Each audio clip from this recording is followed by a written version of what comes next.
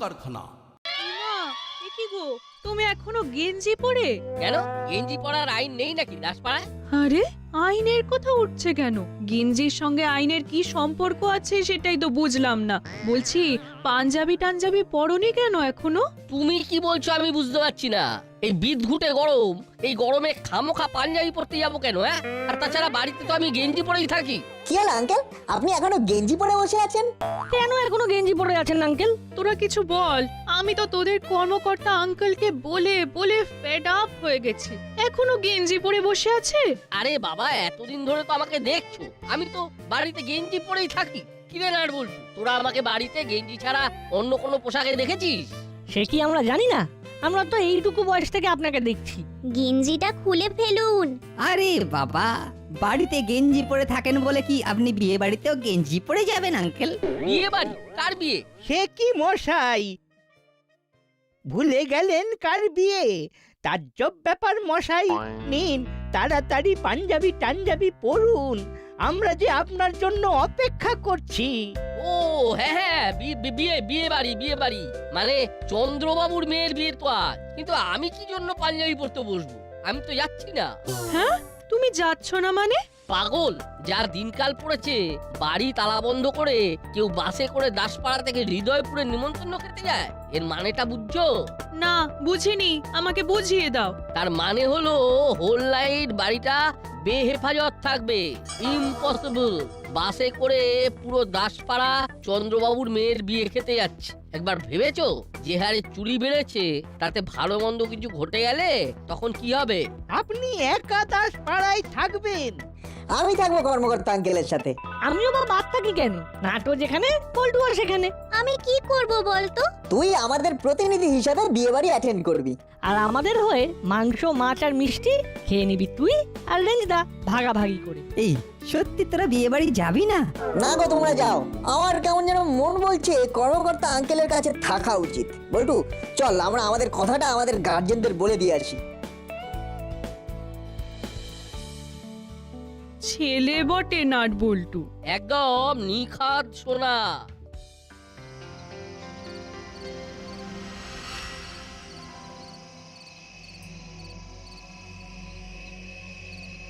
পুরো দাসপাড়া খালি।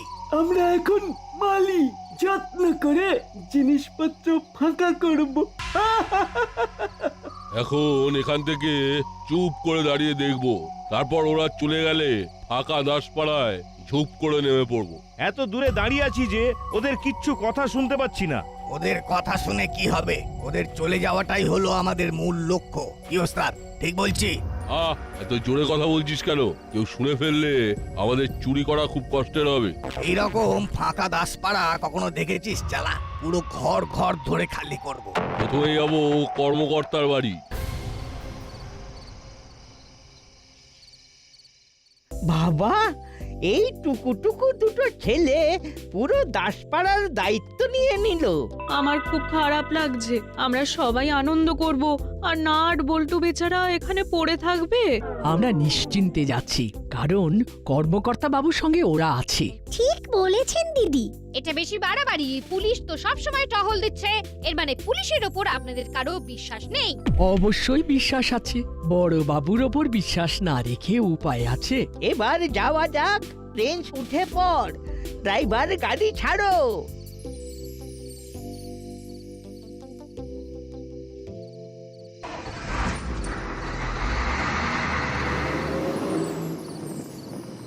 ব্যাস, এখন দাসপাড়া জনশূন্য, শুধু একা আছেন আমাদের বড়বাবু। চলো আমরা আমাদের কাজে ফিরি।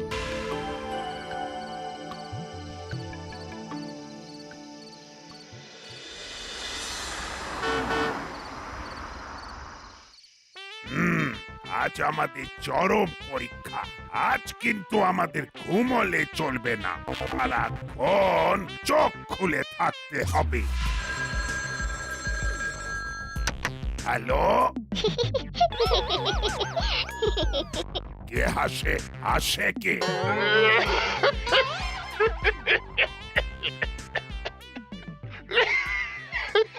কে? কখনো হাসছো, কখনো কাশছো। কে কে আমার সাথে রসিকতা করছে?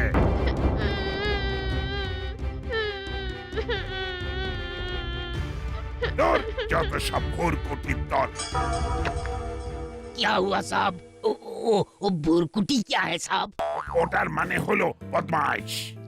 कौन फोन किया ওই যে বললাম বদমাইশের দল আমার সাথে রসিকতা করছে। আবার রসিকতা, দাঁড়া দেখাচ্ছে। হ্যালো, আমার সাথে ফাজলামি হচ্ছে।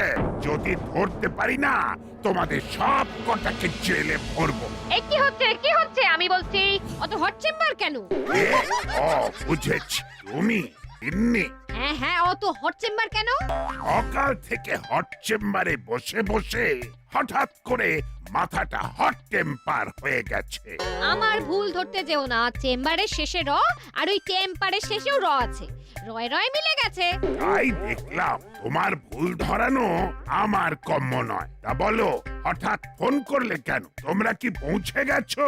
হ্যাঁ পৌঁছে গেছি। তোমাকে একটা কথা বলবো বলে একটু আলাদা হয়েছি। বলো। কি আর বলবো, তোমার উপর এই দাসপাড়ার লোকেদের কোনো বিশ্বাস নেই। এটা শুনে আমি এত দুঃখ পেয়েছি কি বলবো। তুমি কিসে বুঝলে? না, বোঝার কিছু তো নেই। কর্মকর্তা বাবু আর নাট বল্টু রয়ে গেছে, ওরা নাকি দাসপাড়ায় পাহারা দেবে। ও, আমার অবর্তমানে আমার পিছনে কথা বলা। হ্যাঁ, খালি ব্যাগ ঝাল করছে। ভাল, আবার পিছনে কথা হলো ব্যাকটক। কথাগুলো তো টক টক নয়, সব ঝাল ঝাল। এই ব্যাগ ঝাল বলেছি। তুমি শুধু মাথা ঠান্ডা করে থেকো, তোমাকে জিততেই হবে, তোমার লুজ কানেকশন হবেই হবে, আমি আছি। প্রমোশন, লুজ কানেকশনটা শুনতে খুব খারাপ লাগে। আমার ভুল ধরো না, আমি বারবার বলেছি না, তুমি বুঝলেই হবে, চোখ কান খোলা রেখো। আমি কাল সকালে আসবো, রাখলাম। ঠিক আছে, শুভরাত্রি। साहब वो माजी का फोन था হ্যাঁ, শোনো, তোমার মাঝি বললেন আমাদের মাথা ঠান্ডা রেখে টহল দিতে হবে, আমাদের দেখিয়ে দিতে হবে যে আমরাই বেস্ট। जरूर साहब जरूर তোমার মাঝি আবার ফোন করছে। হ্যালো, বলো। কি হচ্ছে কি হচ্ছে এটা? ধরতে পারলে 108 খা।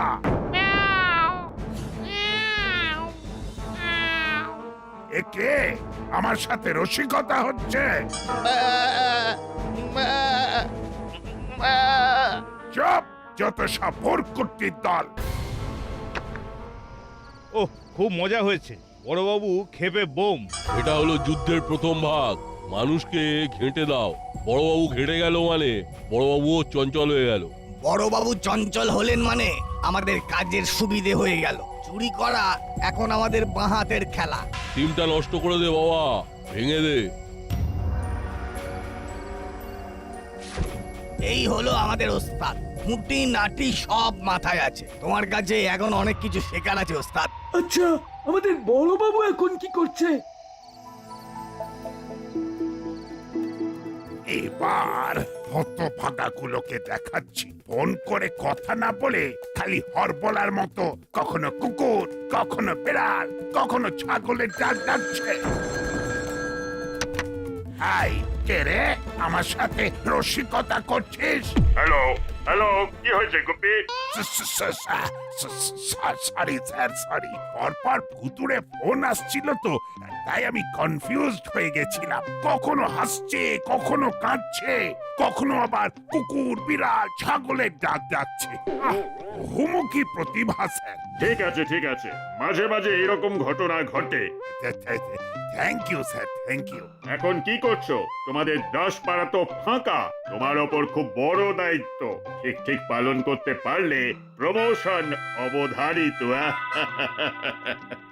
বলছিলাম না তোমার লুজ মোশন হবে, আর হতে খুব দেরি নেই। আমি আছি না, আমার কথা শুনে কাজ করো। লুজ মোশন নয় গো, কথাটা হলো প্রমোশন। বারবার লুজ মোশন বলো না। গুপি, কি হলো? কি বিড়বিড় করছো?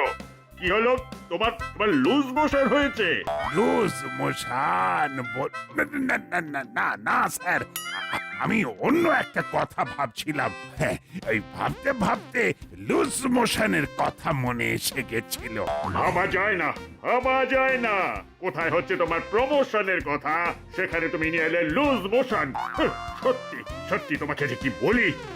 যাকে যাকে তোমাকে আবার মনে করিয়ে দিই, তোমার ওপর অনেক দায়িত্ব। আমি জানি স্যার, জানি। আমি তাহলে টহলে বেরোচ্ছি। তোমার যাত্রা শুভ হোক। শুভরাত্রি।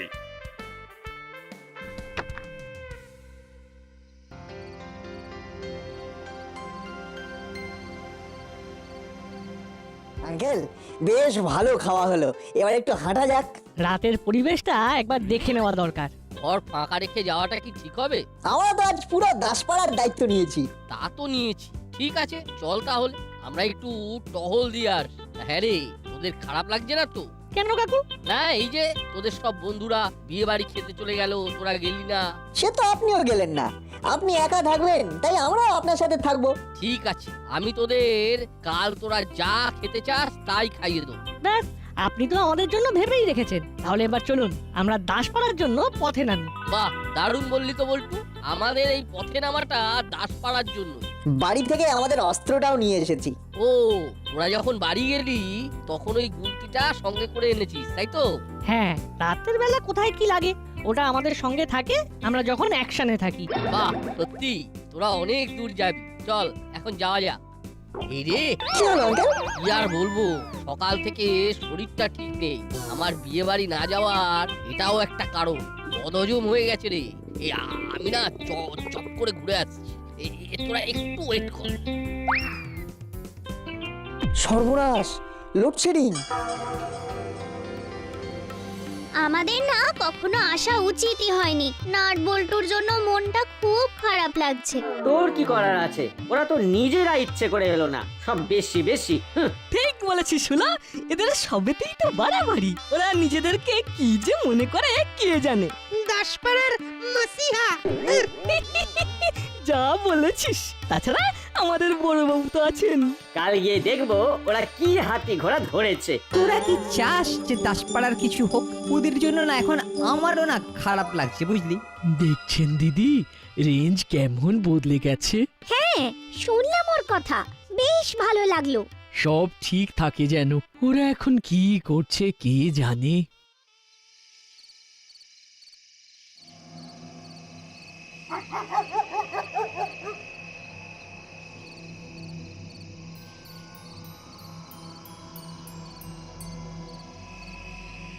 না ওস্তাদ, এরকম দারুণ সুযোগ চলে এলো বলো তো।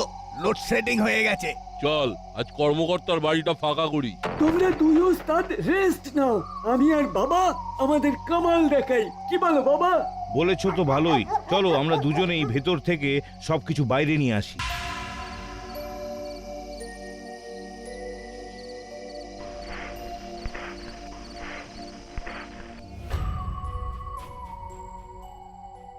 অন্ধকারে দাঁড়িয়ে আছিস যে, ভয় লাগেনি তো? আমাদের ওই সবে অভ্যেস আছে। আধার হোক বা আলো, মন্দ হোক বা ভালো, আমরা সবকিছুতে অ্যাডজাস্ট করে নিই। যাক, এবার তাহলে যাওয়া যাক। শরীরটা এখন বেশ ঝরঝরে লাগছে। আর বল্টু, একটা আওয়াজ পেলি? পেয়েছি, কেউ মনে হয় ছাদ থেকে নিচে নামলো। তাহলে কি চোর? একবার দেখতে হবে। বিজয় আনন্দ অনুভব করছিলেন আর বল্টু। হাতে নাতে চোর ধরবো। জেলার উপর আমার ফুল কনফিডেন্স আছে। আমি ওকে দারুণ তৈরি করেছি। বাবাও কিন্তু খুব ভালো চোর, ওকে তৈরি করতে হয় না, ও একেবারে তৈরি। দেখা যাক, ওরা আগে সফল হয়ে বেরিয়ে আসুক। এই লোডশেডিংটা হয়ে কি সুবিধাই না হয়ে গেছে। সবই তো বুঝলাম, কিন্তু কোথায় কি আছে সেটা বুঝবো কি করে? একটা মোমবাতি তো দরকার। আমার কাছে ছোট টর্চ আছে, ভাবছো কেন? জ্বালাও আলো, দেখি তোমরা কত দূর যেতে পারো। এবার কি করবো রে? ওদের জানতে দেব না যে আমরা আছি। তারপর দেখ না কি করি। হাতে তো আমাদের দুজনের গুলতি আছে, আর পকেটে গুলিও আছে। গুলতি আর গুলির কম্বিনেশন। আগে ওরা কি করে দেখি। আলোটা দেখাও চালা ভাই, কোথায় কি আছে একটু দেখে নি। এই নাও।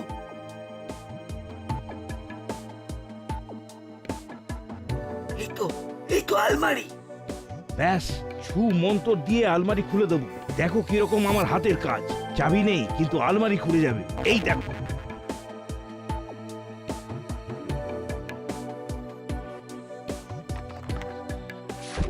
ওরে বাবা রে, কে রে? ওরে বাবা রে, মরে গেলাম রে। ওরে বাবা, ওরে বাবা। এই কি হলো বলতো? ওদের দুজনের চিৎকার শুনলাম মনে হলো। চলো তো দেখি, মনে হচ্ছে অন্ধকারে পড়ে টড়ে গেছে। সব আনারই তৈরি হয়েছে। চেলা কাকা, তোমাদের মুখে কাপড় বেঁধে দিচ্ছি, একটু কষ্ট করে থাকো। তোমরা চুপ না থাকলে তোমাদের ওস্তাদদের ধরবো কি করে? এবার বড় বাবুকে একটা ফোন করি।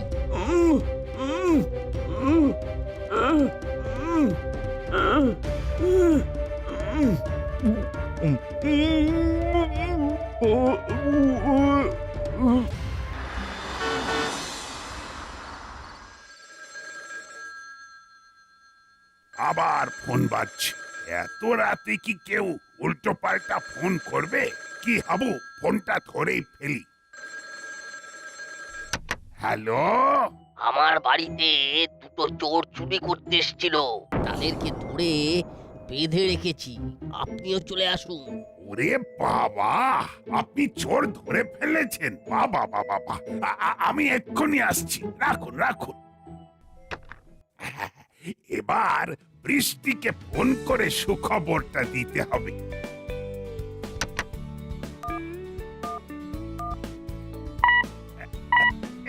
ফোনটা তো লাগছে না, কক কক করছে, সিগন্যাল পাওয়া যাচ্ছে না।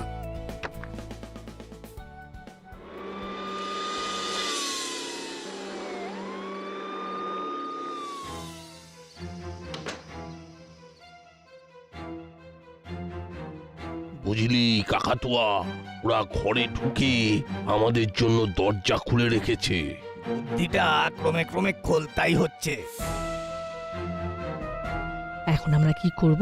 আমাদের তো শব্দভেদী বিদ্যা জানা আছে, অন্ধকারে ওদের দেখতে না পেলেও কথা তো শুনতে পাচ্ছি।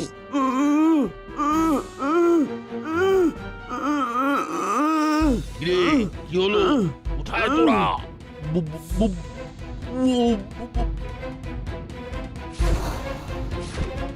ওরে বাবা রে, ওরে বাবা রে, ওরে বাবা রে, এবার কি ঝামেলায় পড়লাম রে। ওরে বাবা রে,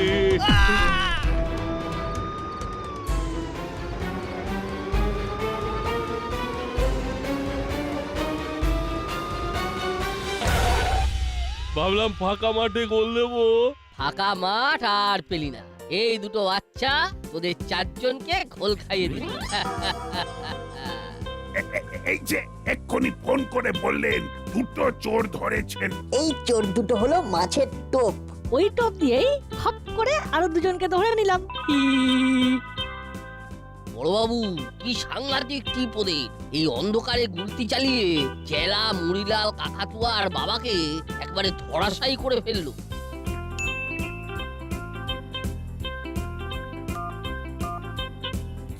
চারজন ধরা পড়েছে। ও কি যে আনন্দ হচ্ছে! ওহ, তুমি ধরেছো? তুমি একা? না না না, এই সব ঘটনা ঘটিয়েছে আমাদের নাট বল্টু। সব এখন আমার কাছে। কিছুই হলো না, আমি ভেবেছিলাম তুমি ধরেছো। কি হলো ম্যাডাম? মুখটা কেমন যেন হয়ে গেল। চারটে চোর ধরা পড়েছে। তার মানে নাটবল্টু স্যাক্রিফাইস বৃথা যায়নি। কাল দাসপাড়ায় ফিরে জমিয়ে ফিস্ট হবে। না, একটা শেষ চেষ্টা করতে হবে, যেটা শুধু আমার গুপি করবে। কিন্তু কি করে হবে? চোরগুলোকে তো ধরে ফেলেছে। ভাবতে হবে কি করে কি করা যায়, কি করে কি করা যায়, কি করে কি করা যায়। হ্যালো আঙ্কেল, নাটবল্টু আছে? আছে, তোরা কথা বলবি? হ্যাঁ, একটু দিন না আঙ্কেল। এই নাট বল্টু রেঞ্জ তোদের সাথে কথা বলতে চাইছে। দিন আঙ্কেল। বিয়ে বাড়ি থেকে তোদের সবাইকে অভিনন্দন জানাচ্ছি। এখানেও কিস্তিমাত করলো? হ্যাঁ, আমাদের তো শুধু দেখেই যেতে হবে। থ্যাংক ইউ রেঞ্জদা, কাল গ্র্যান্ড ফিস্ট হবে। কর্মকর্তা আঙ্কেল আমাদের বলেছেন। কাল সকালে ফিরছি, তারপর জমিয়ে কথা হবে। রাখলাম। আবু চলো ওদের নিয়ে যাই। আর যাবার আগে একবার বলি, নাট বল্টু তোদের জবাব নেই। নাট বল্টু নাট বল্টু নাট বল্টুর কাণ্ড কারখানা।